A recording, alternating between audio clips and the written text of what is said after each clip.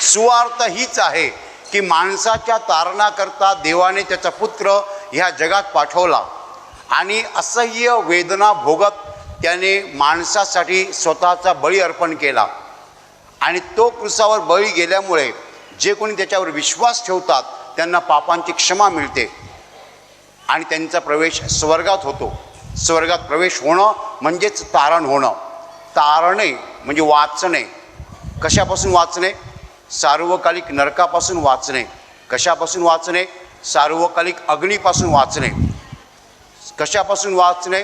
सार्वकालिक शिक्षेपासून वाचणे. प्रभू येशू ख्रिस्त ह्या जगात अशासाठी आला होता की जो कोणी त्याच्यावर विश्वास ठेवतो त्याला पापांची क्षमा मिळावी आणि पापाची शिक्षा त्याने घेतली त्याच्या देहावर. Hallelujah, hallelujah. आपल्या पापांची शिक्षा त्याने त्याच्या देहावर घेतली आणि ही जी बातमी आहे त्या बातमीला आपण गोड बातमी किंवा सुवार्ता म्हणतो. सु म्हणजे चांगली, वार्ता म्हणजे बातमी.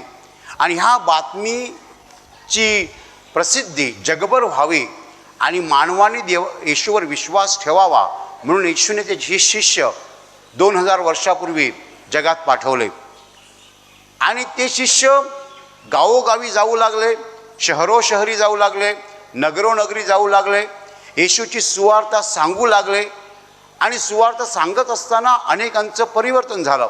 अनेकांनी विश्वास ठेवला, अनेकांनी येशूला तारणारा म्हणून स्वीकारलं, येशूची प्रार्थना सुरू केली आणि हे कार्य वाढत गेलं.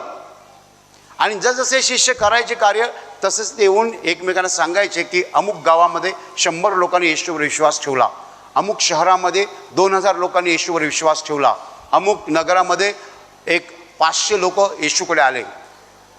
ही सगळी आरंभीची गोष्ट आहे. आज आपल्याला माहिती आहे काय आहे ते.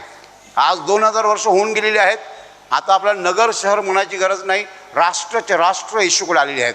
Hallelujah, hallelujah.